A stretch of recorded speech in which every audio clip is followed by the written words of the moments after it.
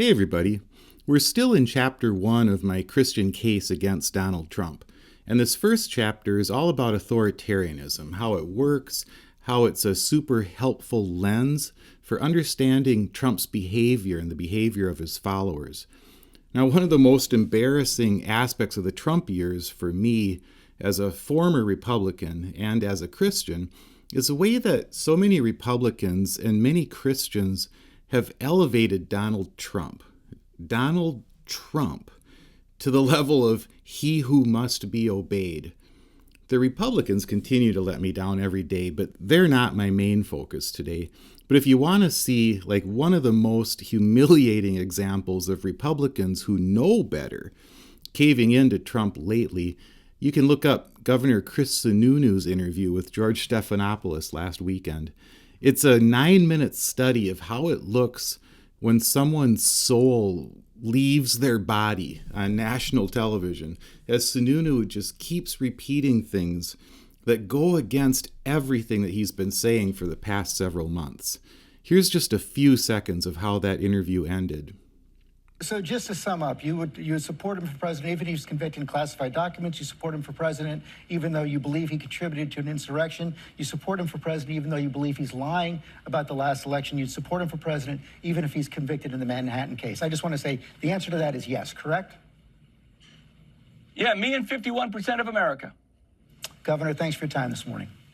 Now, Republican leaders have been humiliating themselves like that for years now, because they feel forced to support a leader that they know to be corrupt and unfit to serve. Sununu knows that if he wants any future in the Republican Party, then he has to support Donald Trump no matter what.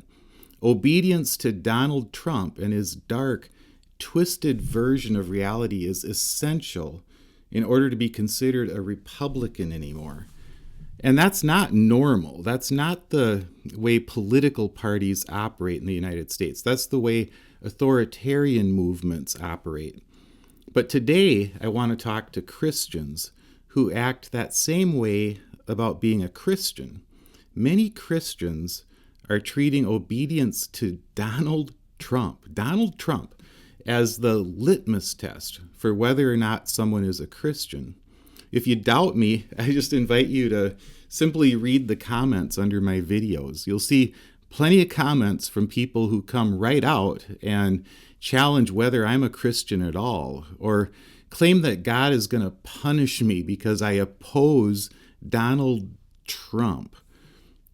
How have we gotten to a place where people not only believe that sort of thing, but actually say it out loud?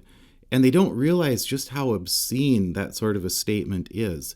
The only way that I can understand how people become that attached to any leader, much less someone as obviously corrupt as Donald Trump, is through the lens of authoritarianism.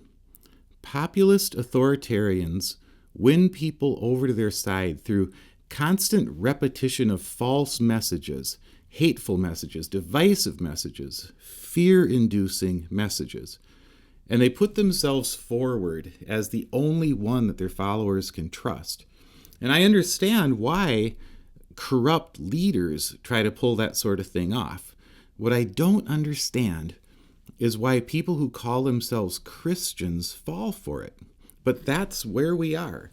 Donald Trump himself suggests that Christians who don't support him are somehow disloyal, that we're insincere, somehow lesser Christians. That's a sign of disloyalty. There's great disloyalty in the world of politics, and that's a sign of disloyalty because nobody, as you know, and you would know better than anybody because you do such a great job, nobody has ever done more for right to life than Donald Trump.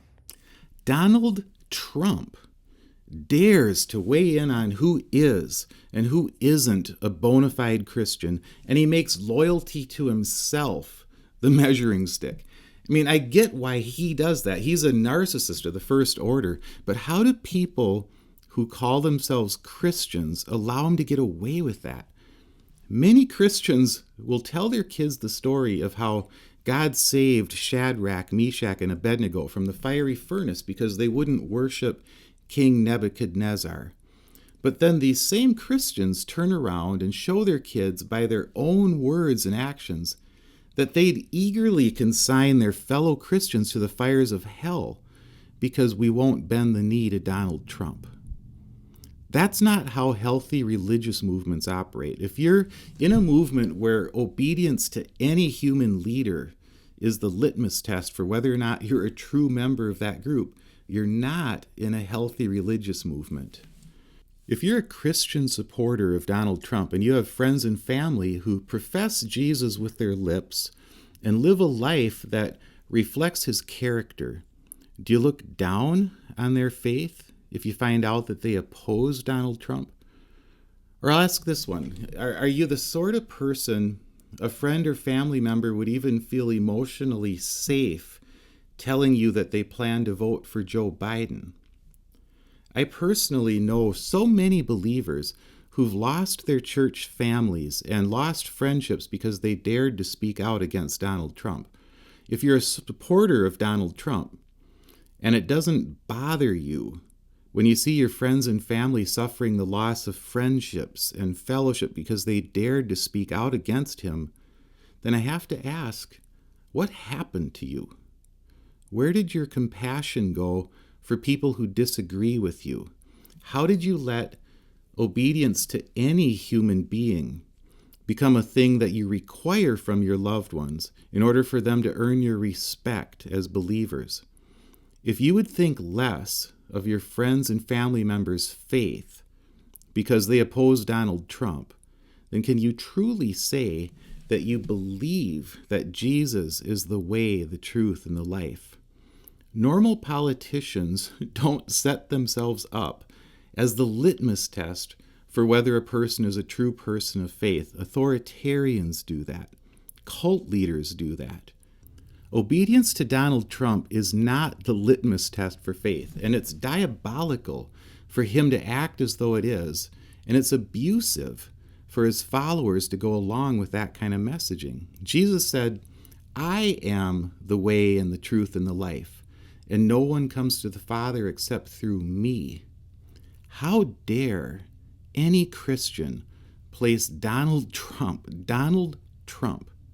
in the way of someone's path to God? Thanks for listening.